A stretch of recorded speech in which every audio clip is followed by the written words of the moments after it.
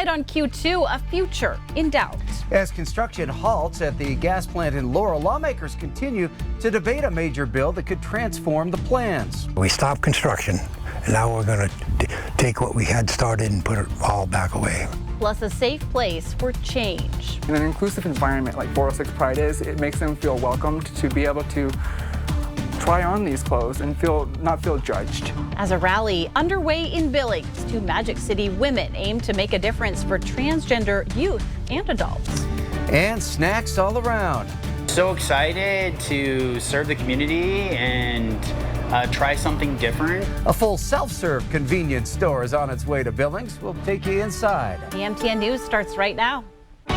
From Montana's news leader, this is the MTN 530 News. Good evening, everyone. Thanks for joining us on this Tuesday. I'm Andrea, Lutz. And I'm Russ Riesinger. Lawmakers move closer to passing new legislation that would get construction on the controversial Northwestern Energy gas plant in Laurel moving again. Well, construction recently halted after a judge revoked the plant's permit, saying the EPA failed to fully evaluate the plant's impact to air quality. Despite a lot of opposition, the bill, which was introduced past deadline, passed a committee hearing on party lines. Tonight, our David J. has more on what it could mean for the Laurel plant and other projects. Northwestern Energy tells us it has some work still going on, all in compliance with the judge's order. It has had an effect on workers. Meanwhile, there are some nearby neighbors that are pleased that construction has stopped. It's not just construction that's been halted at the Northwestern Energy gas plant. About 110 workers were laid off on Tuesday. The union says about 50 employees now remain. Nobody likes to be laid off, and it's an impact on their families, and it's an impact on the community, and it's depressing. Jerry Jeffries with Boilermakers Local 11 says workers immediately stopped work on installing 18 smokestacks and 18 natural gas motors. We are demobilizing, putting things away. You know, no construction is going on. We're taking things down, putting them away, get them out of the weather so that they don't get damaged, that things that should have been installed. They had been waiting to hear what would happen after Yellowstone County District Judge Michael Moses ordered the DEQ to conduct further analysis on the environmental assessment and vacated the air quality permits. Some Laurel residents are applauding the judge's order. I'm concerned about Laurel. I'm concerned about the neighborhood south of the river, and I'm concerned about everyone who's downwind. Today, the wind's in my back, so it's the people southeast of here that's going to get it. In response to the court, a bill in the Montana legislature passed a House committee on Monday, stating that an environmental review may not include an evaluation of greenhouse gas emissions or corresponding impacts to the state or beyond its borders. Montana has not enacted carbon regulations.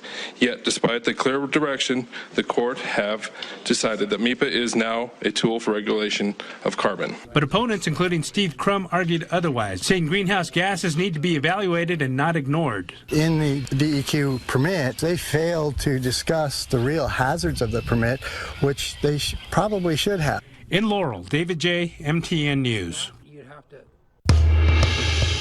A controversial bill to ban gender-affirming medical care for transgender youth is once again making its way through the legislature. Senate Bill 99 was sent back to lawmakers last night, with Governor Greg Gianforte asking for specific amendments in order to sign it. The Senate made those changes this morning, and the bill is expected to make its way back into the House. Well, in the face of this bill, supporters gathered in Billings for a pro-trans rally. Alina Howder introduces us to two women looking to do their part to give trans kids and adults a safe place to find clothes that fit their gender.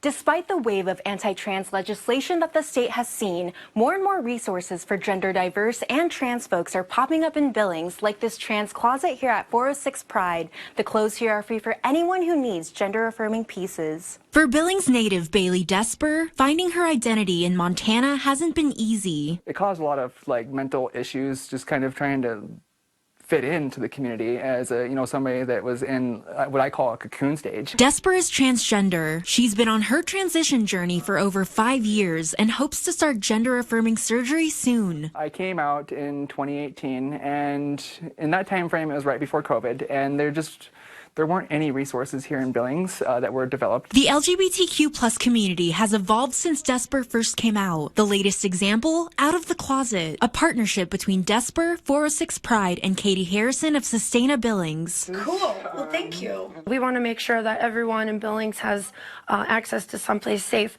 to just access clothes that is so much a part of our identity. All the pieces here are free for anyone who needs gender-affirming clothes, something that Desper knows means a lot. Somebody that's trans, that's first starting out their journey, can actually come in and feel affirming, and being able to try clothes on for the first time is huge. 2023 has been a record year for anti-trans legislation across the country, Montana included. This is what democracy looks like! It's why Desper and others took to the county courthouse lawn Tuesday to protest Senate bills like SB 99. Bills like Senate Bill 99 are causing some complications because they're trying to relate me to a minor. I am not a minor, and that's something that I'm trying to make them understand, is that, you know, I do deserve to be able to feel authentic. I have friends and family who are, you know, transitioning or trans or whatever, and to watch them be stripped of that would be really detrimental. We are here, and we refuse to be erased. Out in the open and out of the closet, unless it's this one at 406 Pride. In Billings, Alina Howder, MTN News. Let's take a look at Doppler radar. We've been watching this line of thunderstorms moving across the area throughout the evening. Some pockets of obviously some heavier rain, but if we zoom down a little bit as well, there's been quite a bit of lightning involved with a lot of these storms. So this rain will continue to move off towards the east, and as it clears out, we've been following the path of this, and most of the reports have been some of the small frozen pellets, the grapple, or it looks like small hail in some cases, basically just following along I-90 throughout this storm and all the way up towards Billings. Here, Justin Hosa from our staff shared this picture. You see some of the small hail that he had recorded out at Home Depot. We'll take a closer look at the rest of the forecast in a few minutes. A group of students at Rocky Mountain College are making a major impact, named one of the top 3 future makers in the entire nation. And they're also making a big difference in the present as they're helping women at the Passages Women's Center find stable employment. Our Charlie Kleps shows us how in tonight's Positively Montana. Positively Montana is sponsored by Yellowstone Valley Electric Cooperative. A group of students here at Rocky Mountain College are doing more than just studying. After their semester-long project earned them an invitation to a national competition in Texas. For them, it's a sign of their hard work paying off, but even more so, a sign of the impact they made on their community. Everyone deserves to have a bright future. This video represents a semester of work for this group of students at Rocky Mountain College. The goal of Enactus is to just identify and then fill a need that we see in our community. The group, called Enactus, has clubs at universities all over America.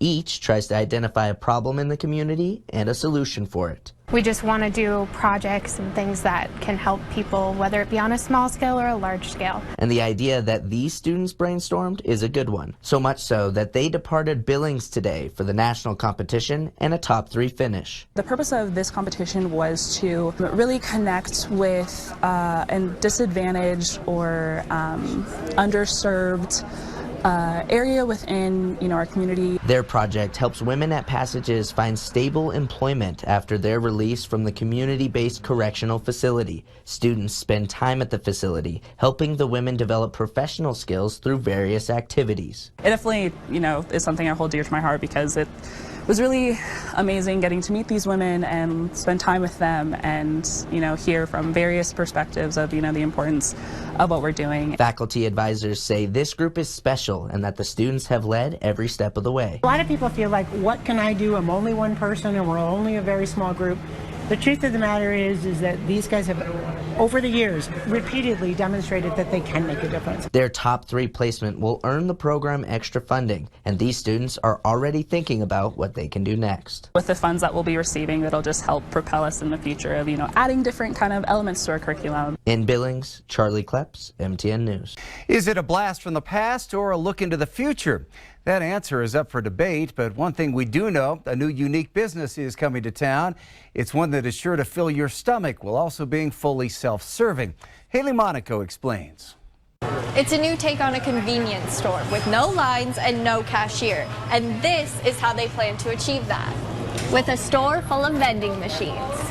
For some, it's heaven on earth, snacks as far as the eye can see. 25 vending machines, which equals about 1,000 products. The self-serve business has been a dream of owner Alan Ness's for 4 years, and now it's so close to a reality. We're just so excited to serve the community and try something different. Ness plans to open the doors to Snack Time Market right near the intersection of Broadwater and 11th at the beginning of May, and you'll be able to find many things at the unique Pit Stop. Essentially everything that you could find in a convenience store, from pizza products to Monster drinks to Advil. Candy, soda, chips, everything a convenience store has, minus the employees. Ness owns other businesses in Billings, and he came up with the idea after struggling to find workers. He plans to employ mostly family and will only need one worker per shift. Savings, he says, will be passed on down to the customer. We just don't have that overhead. So I think you'll find things that are quarter or 50 cents or 65 cents cheaper than the gas station on a lot of our products. Sweet or savory, young or old, Ness says the business will have something for everyone, and he's excited to see how it's received. The people of Billings will, my guess is they'll welcome it with open arms. They won't know exactly what it is at first, but once they come in and they realize that they can get anything they want, just like a convenience store, I think it'll go over well. In Billings, Haley Monaco, MTN News. Still ahead on the MTN 530 News on Q2, a game changer. The FDA makes a potentially life-saving move when it comes to fentanyl overdose. We'll have the details next. And in sports, we go one-on-one with the Montana coaching legend, as he calls it, a career after nearly a half-century in basketball. We'll be right back.